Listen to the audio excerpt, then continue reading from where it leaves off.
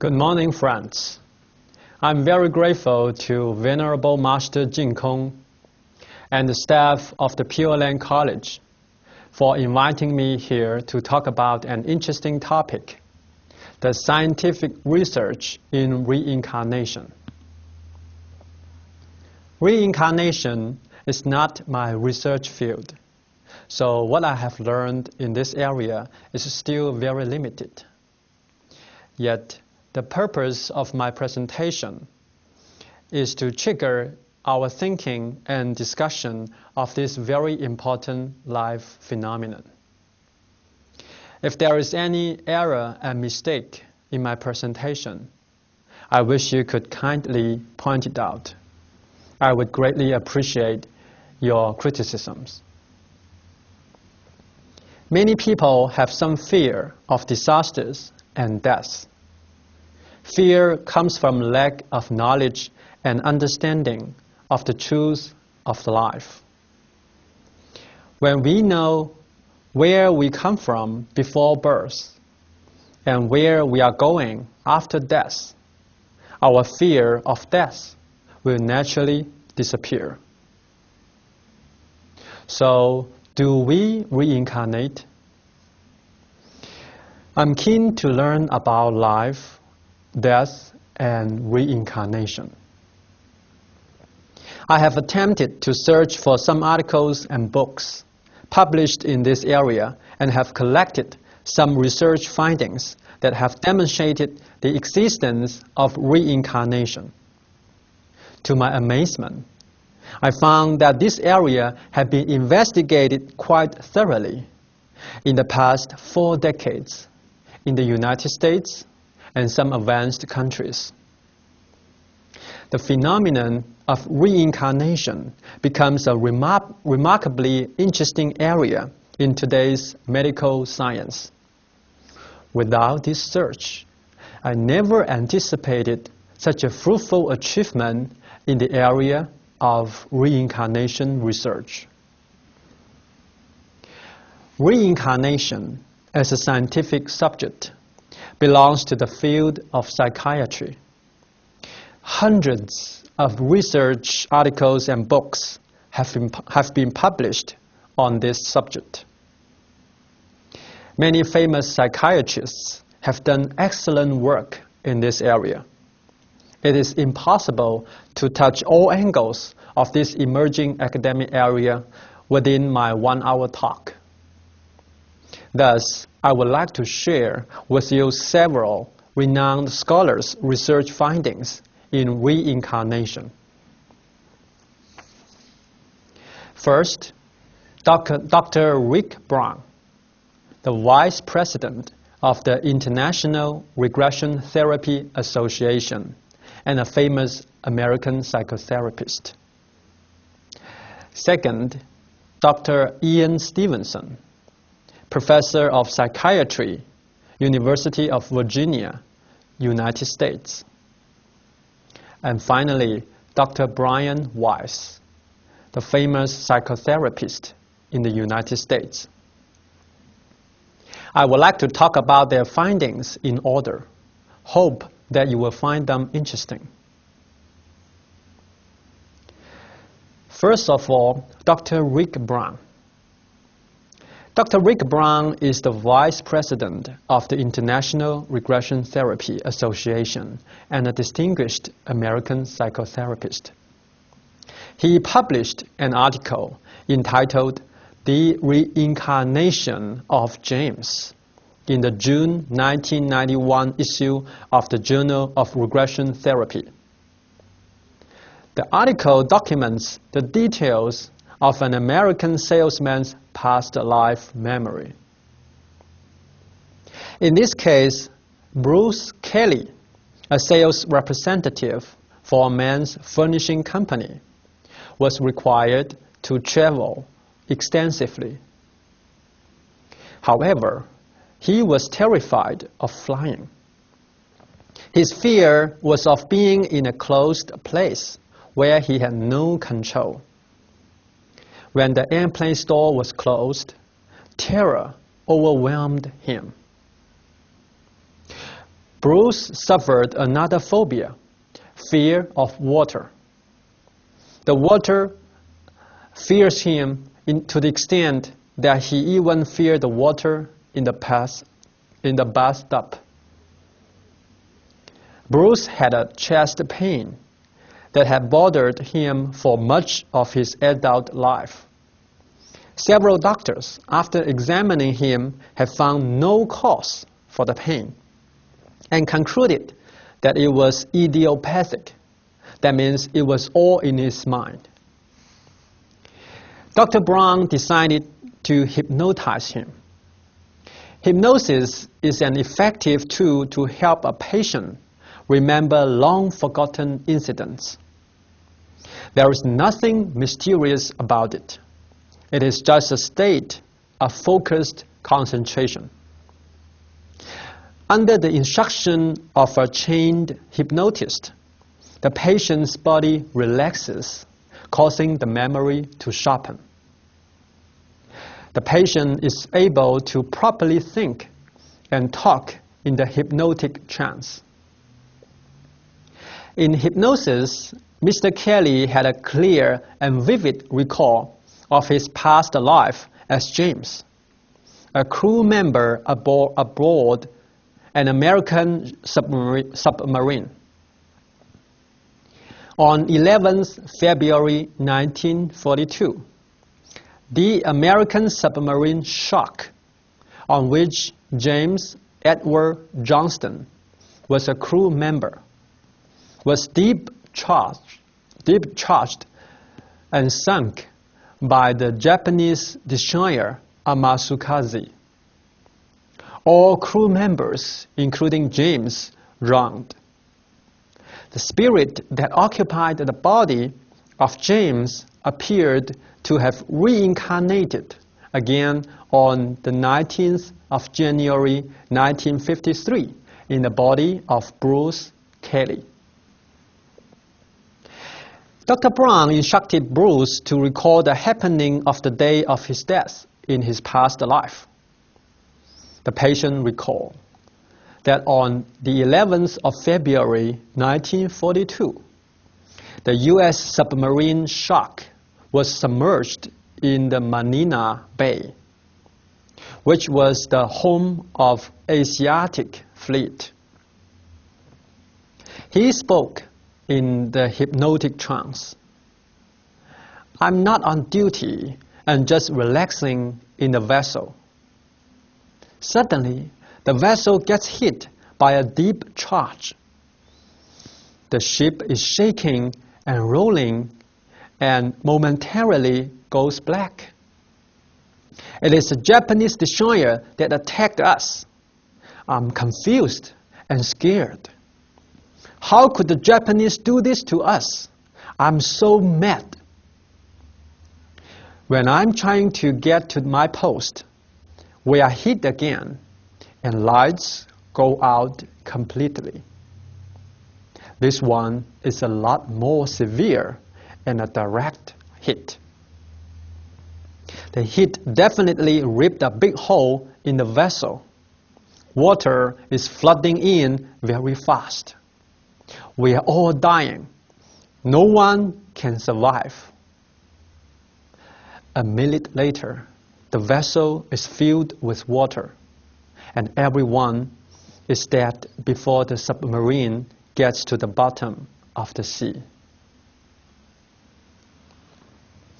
After this hypnotic session, Dr. Brown went to the U.S. Navy Historical Center in Washington, D.C., and was able to verify Bruce's recollections as James in his past life.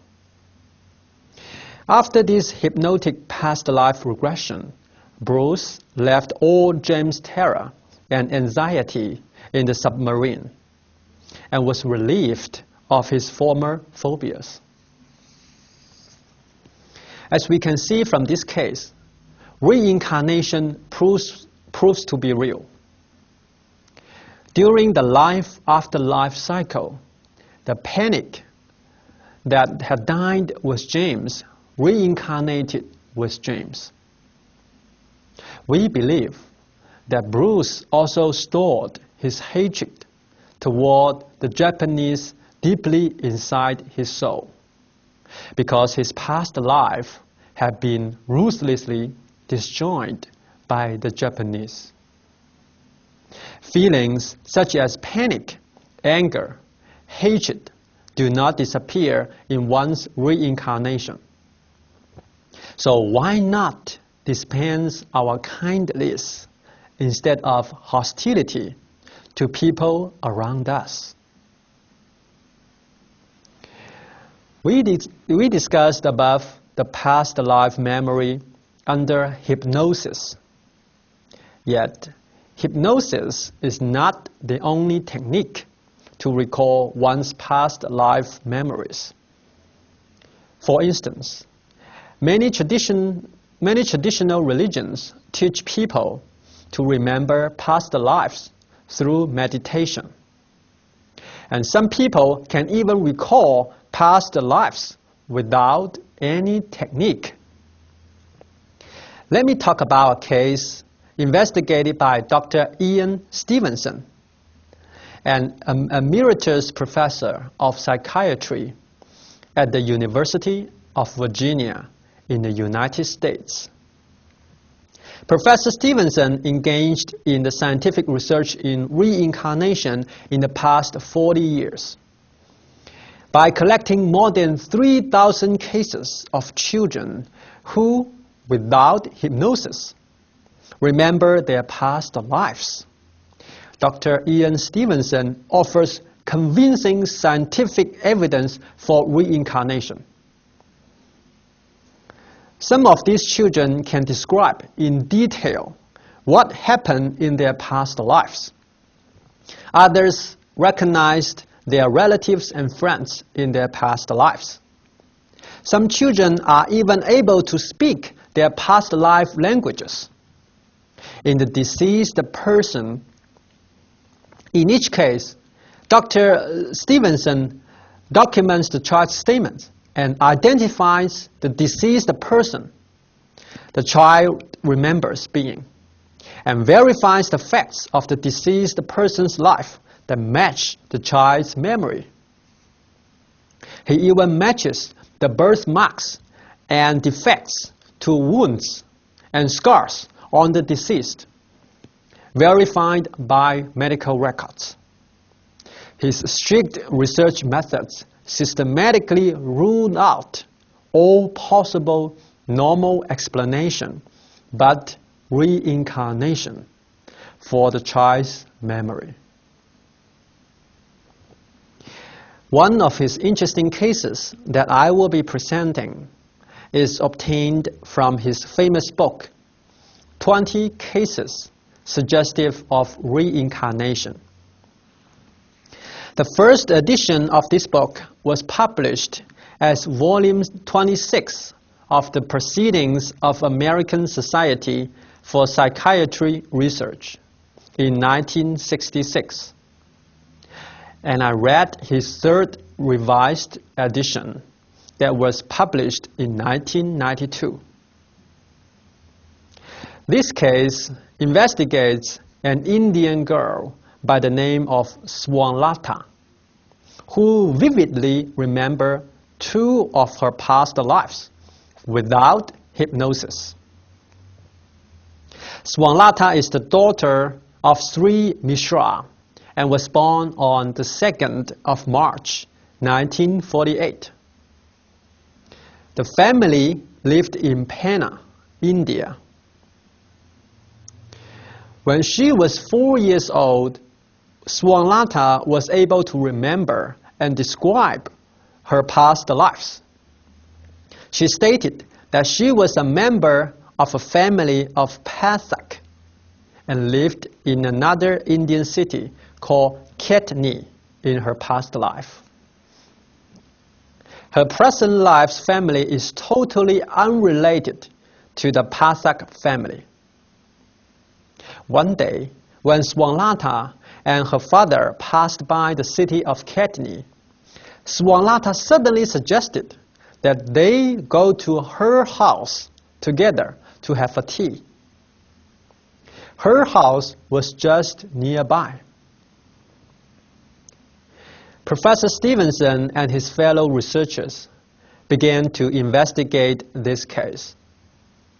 They successfully located the Pathak family according to Swanlata's instructions. Swanlata stated that she was a mother by the name of Biya in the Pathak family. She passed away and left her husband and 2 sons in 1939. Swanlata was able to correctly recognize her husband, her sons, and other relatives in the family. Once she met the family member, she was able to state the family member's name and relationship to her. Professor Stevenson and his fellow researchers tried to present difficult tests to Swanlata. For instance, Murli, the son of Biya, tried to mislead Swanlata and for almost 24 hours insisted that he was not Biya's son, but someone else. However, Swanlata was never misled and insisted that he was her son, Murli. Swanlata also identified the room where Biya had died.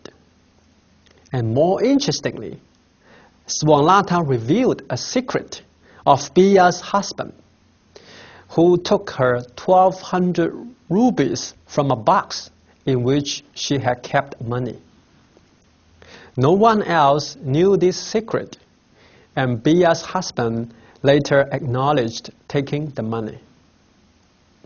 So be careful. Never take others' money without return, because we can never escape from our creditors. As you might have noticed, Biya passed away in 1939, but Swanlata was born in 1948. There was a 9-year difference in time. So where had she been during those 9 years?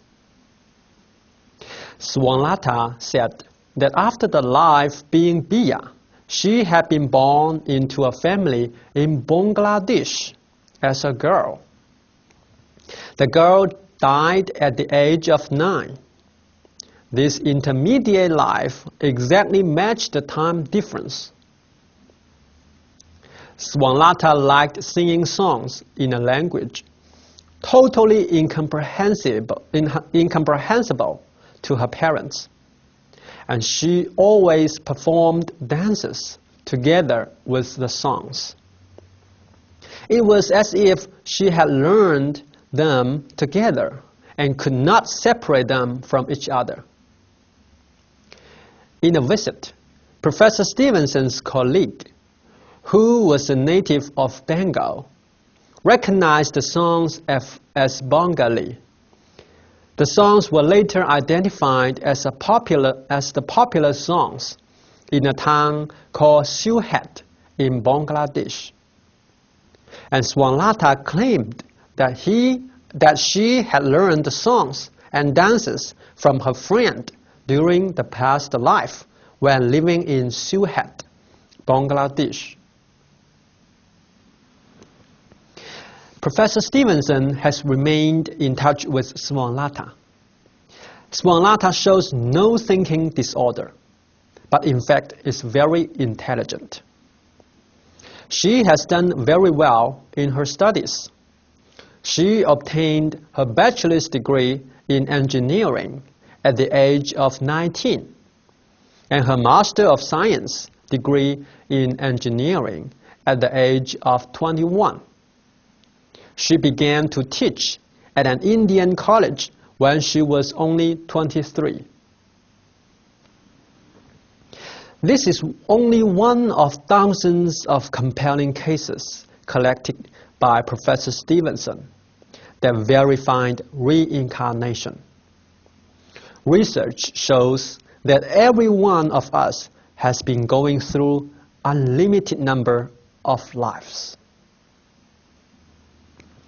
Professor Stevenson is now a world-renowned scholar in the area of reincarnation.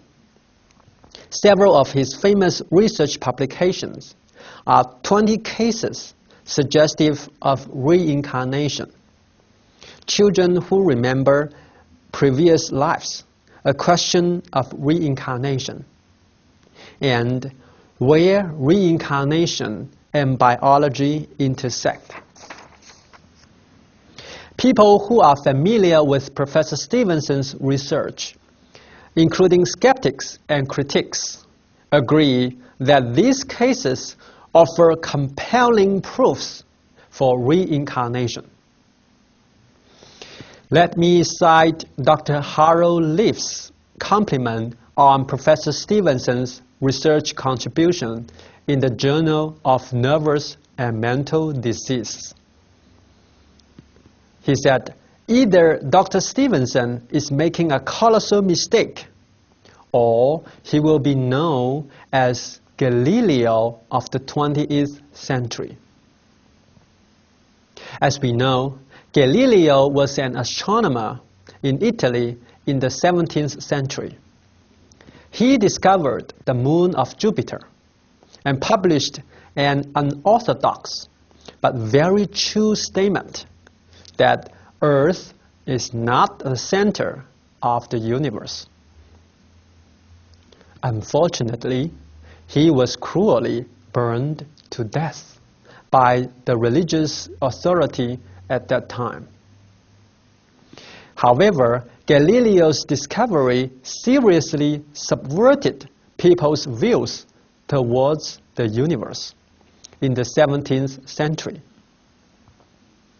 Predictably, the discovery of reincarnation will have the same, if not more, serious effect on modern science.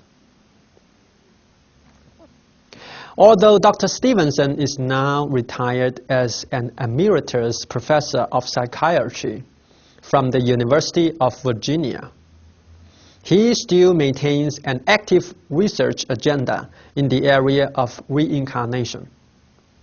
He recently published a book, Where Reincarnation and Biology Intersect, which theorizes that reincarnation may be viewed as the etiology or cause of birthmarks and birth defects. After I read this book, I sent an email to him, congratulating his accomplishment and contribution in the area of reincarnation. I also tried to relate my research area, which is finance, and asked him what implications reincarnation might have for financial investments.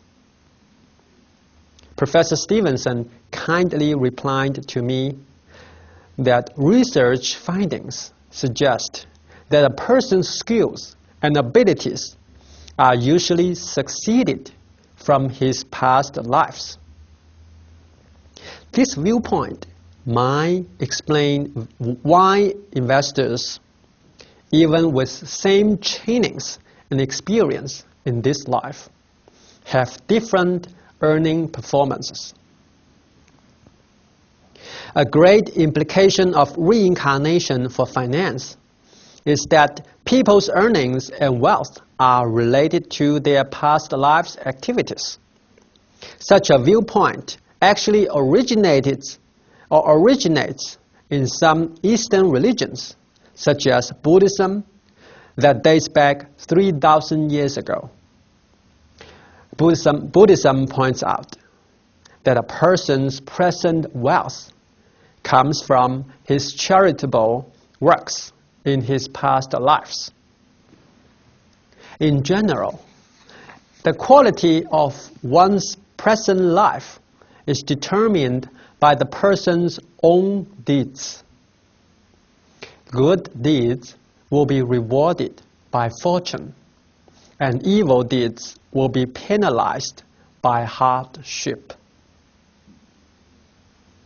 I believe that if modern academic disciplines, including finance, were able to incorporate the fact of reincarnation, there would be a breakthrough in their respective researches.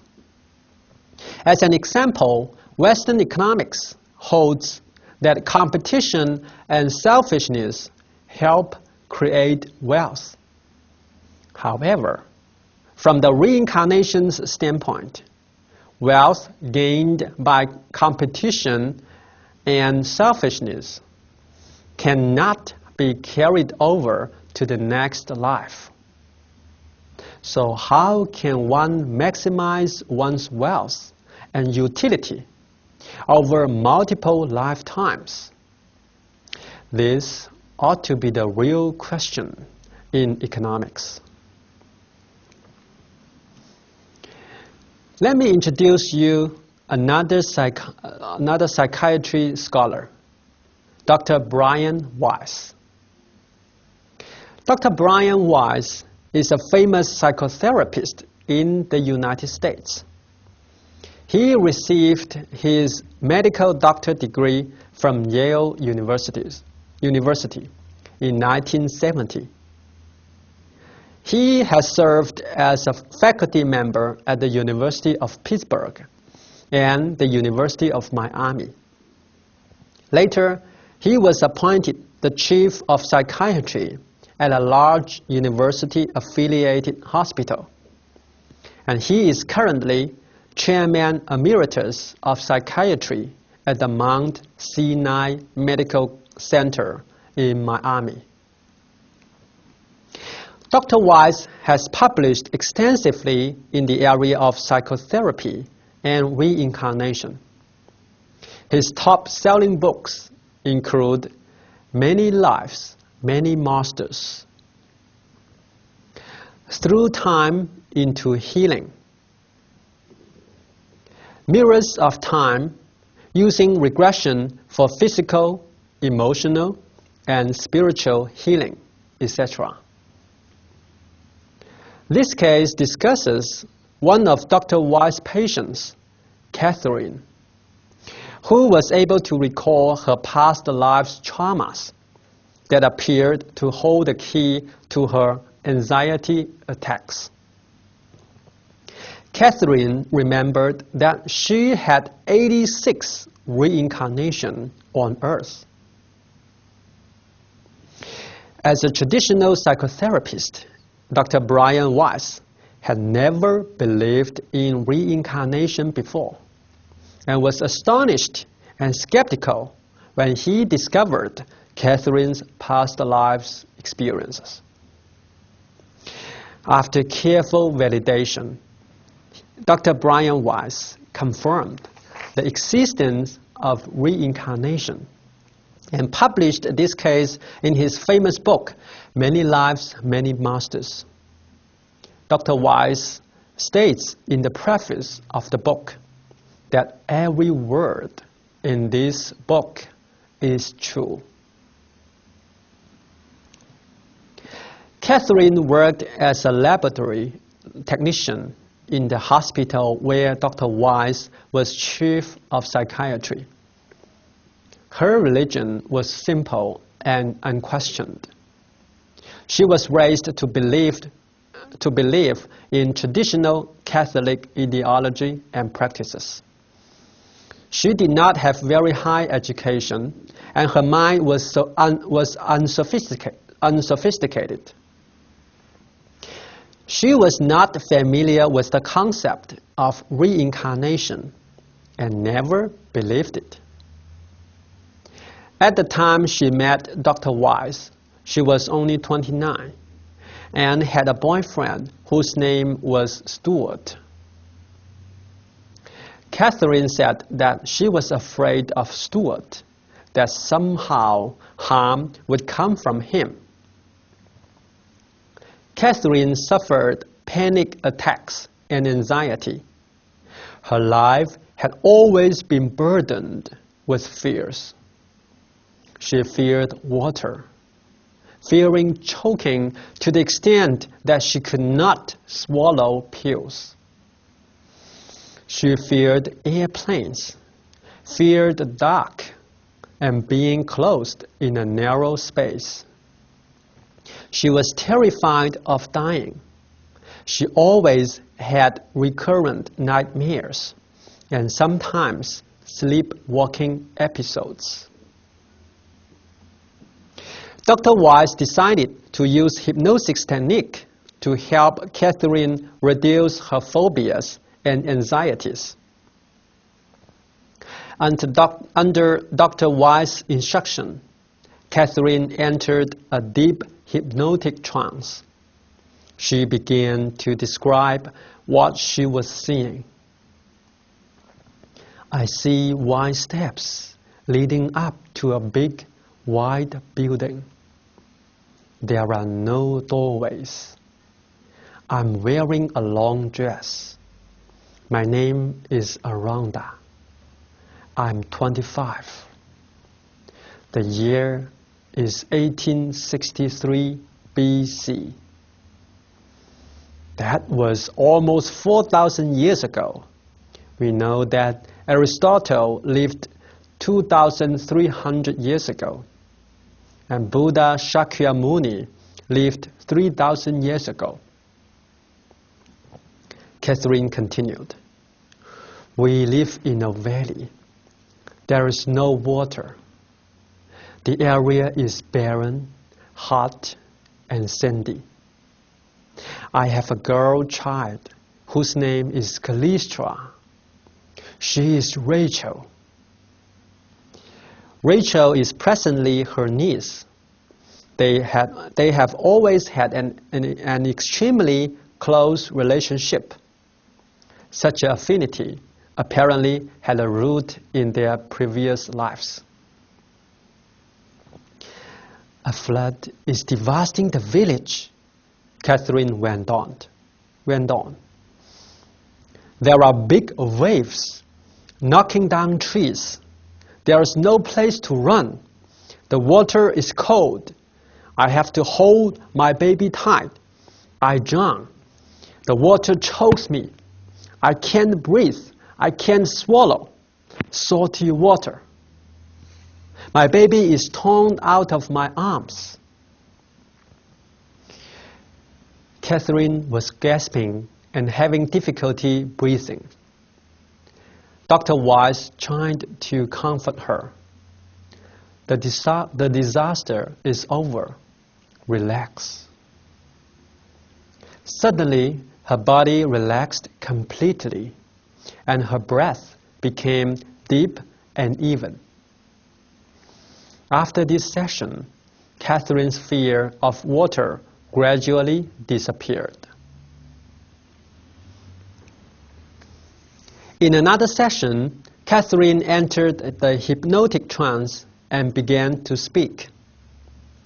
I'm a boy, and my hair is blonde. Strange hair. We are somewhere in the Netherlands, around 1473. There are boats like canoes, brightly painted. We have weapons, spears, slings, bows, and arrows. It is dark. I'm afraid. My people are killing the enemies. I am not. I do not want to kill. My knife is in my hand. Suddenly, she began to gurgle and gasp for breath. Catherine reported later that an enemy fighter had grabbed her from behind, around the neck, and had slit her throat with his knife. Catherine saw the face of her killer before she died. It was Stuart. He looked different then, but she knew it was he. As I mentioned earlier, Stuart was Catherine's boyfriend in her present life. I'm floating away from my body. I have no body. I am in spirit. I'm waiting for the masters to come. Catherine continued to say. Then, abruptly, her voice became loud and husky, as if someone was speaking using Catherine's mouth. You are correct in assuming this is the proper treatment. You are correct in assuming this is the proper treatment for those in the physical state. You must eradicate the fear from their minds. It is only on the surface that troubles lie. You must help these patients reach their souls in a level very, very deep, where they no longer can feel their bodies. I want to add here that Dr. Weiss discovered that after Catherine left one lifetime and before she entered another lifetime, she often saw or heard some spiritual beings. They spoke to Dr. Weiss through Catherine's mouth. Dr. Weiss called them the masters. These masters' speeches were full of wisdom and philosophy and could not be possibly expressed from Catherine's unsophisticated mind. Dr. Weiss taped down all the sayings of these masters and published them in a best-selling book, Messages from the Masters. Back to Catherine's hypnotic trance. The master continued to speak through Catherine's tongue. To have a body is abnormal. Only the spiritual state is natural. Spirits do not feel pain, but only happiness. This idea is analogous to the statement of Lao Tzu, the founder of Taoism, around 2,500 years ago in China. Lao Tzu said, "My only big worry is that I have my body." Buddhism has a similar statement. The perception that the body is self is incorrect. After these speeches, Catherine next found herself floating above her body, observing the scene below. She drifted up to the clouds, feeling perplexed and confused. Soon she felt herself being pulled into a tiny, warm space. She was about to be reborn. "Somebody who helps with the birth is holding me," she whispered slowly and dreamily. "My mother has long, dark hair and wears a funny, rough night shirt. She wants to hold me. It's the same mother I have now." You see, her previous life's mother is still her present life mother.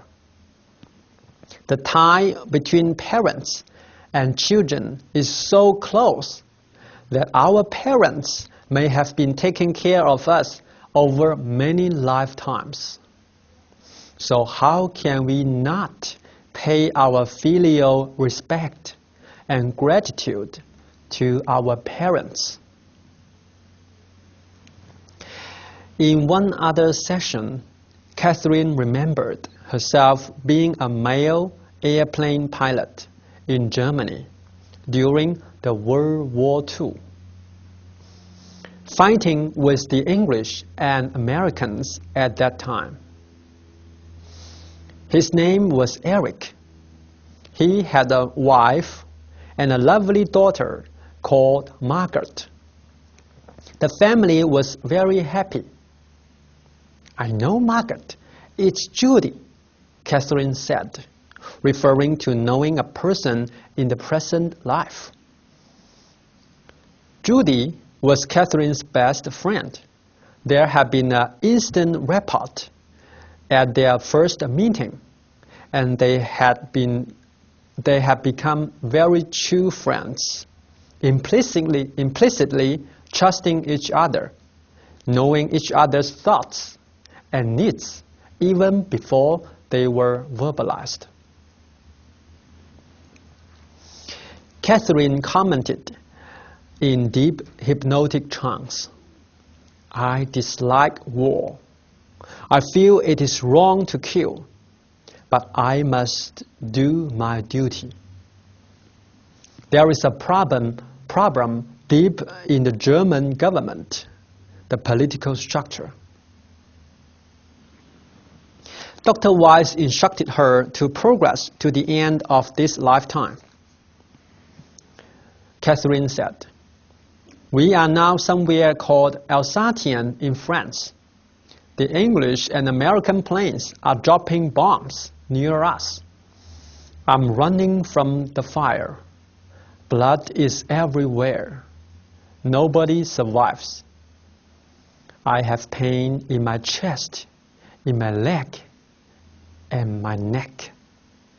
It's so much pain. I am dying." Catherine was in agony, but soon her breath slowed down and became very regular.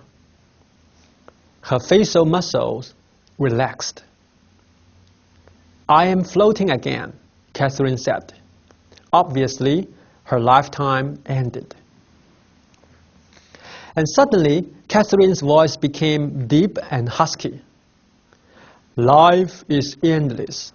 We never die. We were never really reborn." It was apparently a master's voice again. "We will all have a dominant trait in this physical state. This might be greed or it might be lust. But whatever is determined, you need to fulfill your debts to some people.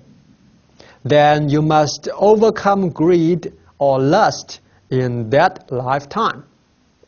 If you do not, when you return, you will have to carry that trait, as well as any other ones, into your next life.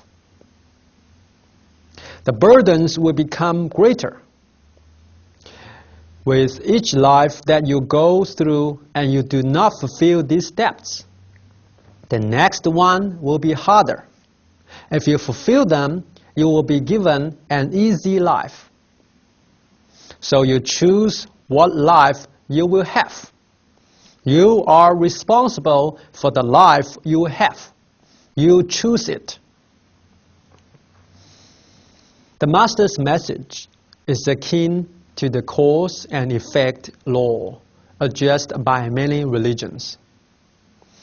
The law of cause and effect indicates that the good is rewarded with good and evil with evil.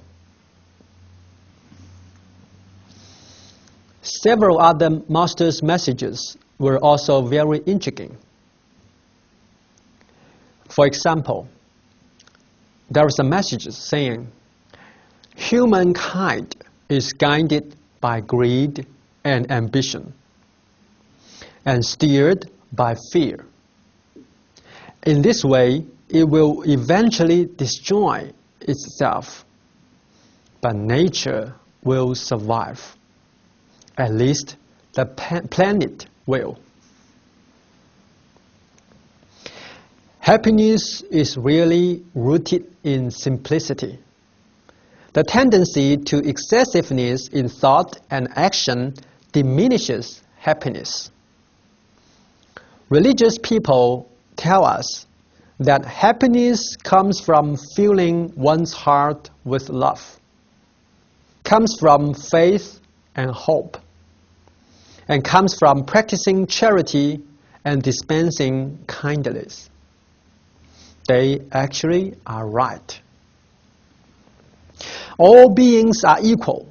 Understanding that No one is greater than another. Feel it and practice helping another.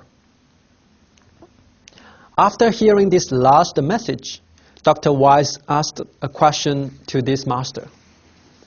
How is it that you say all are equal, yet the obvious contradictions smack us in the face, inequalities in virtues, temperance, wealth, rights, abilities, and talents? The master's answer was a metaphor.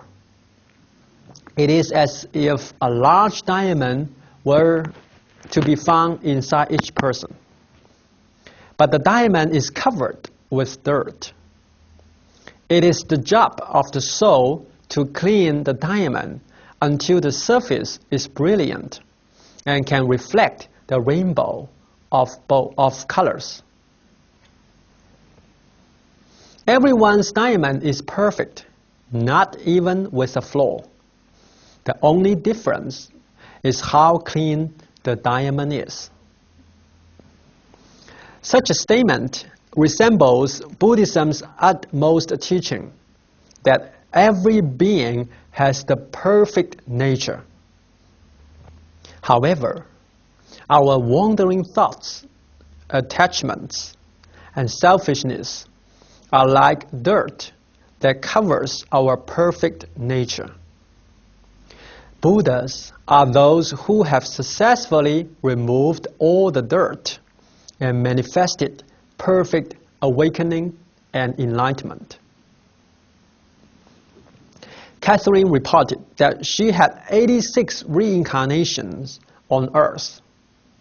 Her reincarnations spanned millennia and the entire Earth in countries such as Italy, France, Germany, Russia, Spain, Egypt, Morocco, United States, Japan, and so on. She had been both male and female in past lives. However, most of her lifetimes were miserable. She also mentioned that she had known Dr. Wise in a previous life, where Dr. Wise had been her history and geography teacher. Details of Catherine's past lives can be found in Dr. Wise's book, Many Lives, Many Masters, and others. Dr. Wise currently maintains a private practice in Miami, where his office includes well-trained and highly experienced therapists who also use regression therapy and the techniques of spiritual psychotherapy in their work. In addition, Dr. Wise conducts national and international seminars and workshops, as well as training programs for professionals.